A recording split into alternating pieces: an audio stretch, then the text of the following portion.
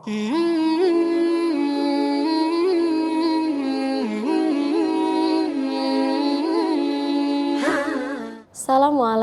warahmatullahi wabarakatuh. Alhamdulillahirabbil alamin wa bihi nasta'in wa ala umurid dunya waddin wa ala alihi wa sahbihi ajmain. Amma ba'du.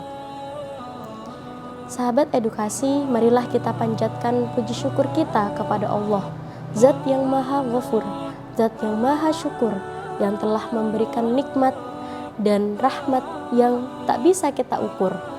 Nikmat iman, nikmat Islam, dan nikmat sehat walafiat, sehingga kita diberi kesempatan untuk bertemu kembali di acara Tausiah Ramadan, Upgrade Hati di bulan suci. Sholawat serta salam semoga terlimpahkan kepada Nabi akhirul zaman, Nabi yang lahirnya saja membuat goncang alam semesta, membuat heboh malaikatnya Allah. Tak lain tak bukan adalah Nabi Muhammad sallallahu alaihi wasallam. Semoga keluarganya, sahabatnya, dan kita selaku hambanya mendapatkan syafaatnya. Sahabat edukasi yang dirahmati Allah, datangnya bulan Ramadan selalu diiringi dengan ibadah-ibadah yang lainnya. Termasuk di dalamnya kita dapat melaksanakan rukun Islam yang keempat, yaitu menunaikan zakat. Zakat yang hanya bisa dibayarkan pada saat bulan Ramadan adalah zakatul fitrah, atau biasa kita dengar dengan zakat fitrah.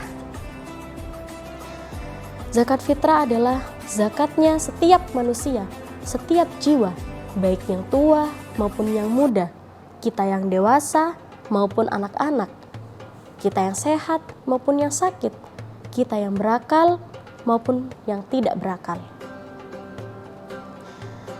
Ketika kita sudah menunaikan ibadah, menunaikan zakat fitrah, lalu kepada siapa kita zakat fitrah itu dialokasikan, dibagikan? Sudah Allah tulis dalam firman-Nya dalam Quran surat At-Taubah ayat 60. A'udzu billahi minasyaitonir rajim. Bismillahirrahmanirrahim. Innamas shadaqatu lil fuqara'i wal masakini wal 'amilina 'alaiha wal mu'allafati qulubuhum wa fir riqabi wal gharimina wa fi sabilillahi wa banis sabil faridatan minallah wallahu alimun hakim.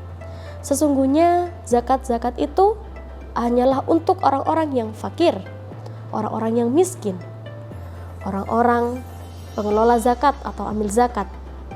Lalu yang keempat adalah untuk mu'allaf. Yang kelima adalah untuk hamba sahaya atau budak. Yang keenam adalah untuk mereka yang berhutang. Lalu yang ketujuh adalah untuk orang-orang yang berjihad di jalan Allah. Dan yang terakhir adalah untuk orang-orang yang sedang dalam perjalanan, tidak bukan untuk maksiat. Itulah 8 golongan yang wajib diberikan zakat. Nah, zakat fitrah itu hukumnya wajib kita tunaikan. Lalu kenapa? Apa fadilahnya? Apa keutamaannya? Apa hikmahnya? Kenapa mesti kita membayarkan zakat? Kenapa kita mesti menunaikan zakatul fitrah? Sahabat edukasi, selain karena itu adalah perintahnya Allah, di balik zakat fitrah mempunyai hikmahnya sendiri. Yang pertama adalah sebagai pembersih dari perbuatan yang sia-sia. Selama kita berpuasa, mungkin kita melakukan perbuatan yang sia-sia, perbuatan yang tidak manfaat, omongan-omongan yang tidak bermanfaat, atau mungkin omongan-omongan yang tidak sengaja melukai hatinya orang lain. Lalu yang kedua adalah sebagai makanan bagi orang yang miskin. Terutama pada saat hari Idul Fitri, di mana hari itu adalah harinya umat Islam bersenang-senang setelah melakukan ibadah puasa 30 hari lamanya. Di hari Idul Fitri tidak boleh ada orang yang kekurangan, tidak boleh ada orang yang bersedih karena mereka tidak punya makanan. Sesuai tuntunan Rasulullah SAW, barang siapa yang mengerjakan, membayarkan zakat fitrah sebelum dimulainya sholat Id, maka diterima zakatnya, bernilai zakat fitrah.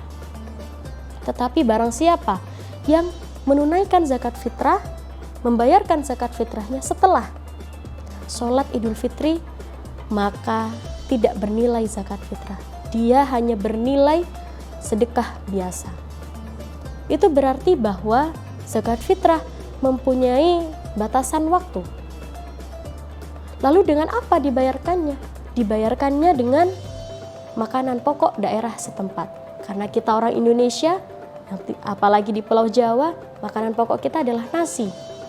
Maka dari itu dibayarkan dalam bentuk beras. Sebesar berapa? Sebesar 1 sok, atau kurang lebih sama dengan 2,5 kilo. Lalu yang ketiga adalah zakat untuk badan dan jiwa. Zakat fitrah untuk membersihkan badan kita, membersihkan jiwa kita. Itulah mengapa anak kecil yang tidak diwajibkan untuk berpuasa, mereka tetap diwajibkan untuk menunaikan zakat fitrah, untuk membayarkan zakat fitrah yang ditanggung oleh orang tuanya. Pun sama dengan orang tua renta yang sudah tidak sanggup lagi berpuasa, orang-orang yang sakit yang sudah tidak diwajibkan kepada mereka untuk berpuasa, mereka tetap diwajibkan untuk membayar zakat fitrah. Lalu orang-orang yang tidak berakal, selama dalam pengawasan keluarganya, selama keluarganya masih meyakini dia hidup, membayarkan zakat fitrahnya orang yang tidak berakal itu. Lalu hikmah selanjutnya adalah sebagai wujud rasa syukur kita kepada Allah Subhanahu wa Ta'ala yang sudah memberikan kesehatan kepada kita, yang sudah memberikan keafiatan kepada kita, yang sudah memampukan kita dalam berpuasa 1 bulan lamanya. Lalu hikmah yang terakhir adalah diajarkan kita untuk tunduk di bawah syariatnya Allah Subhanahu wa Ta'ala. Zakat fitrah itu mempunyai waktunya sendiri. Waktunya mulai dari awal Ramadan sampai sebelum dilaksanakannya sholat Idul Fitri. Tidak akan ada esensinya zakat fitrah jika dibayarkan setelah sholat Idul Fitri, walaupun dalam besaran yang lebih besar, 25 kilo misalnya, atau 50 kilo, atau 100 kilo, atau bahkan 1 pabrik beras. Tapi dibayarkannya setelah ditunaikannya sholat Id, itu hanya bernilai sebagai sedekah biasa. Sahabat edukasi yang dirahmati Allah, semoga zakat fitrah yang sudah kita bayarkan atau yang mau kita bayarkan diterima di sisi Allah, sehingga di hari yang fitri nanti kita menjadi pribadi yang suci. Mungkin itu dari saya. Mohon maaf apabila ada salah kata yang menyinggung. Selamat berbuka puasa bersama dengan keluarga. Dan jangan lupa untuk berdoa. Sekian dari saya, wabillahi taufik wal hidayah. Assalamualaikum warahmatullahi wabarakatuh.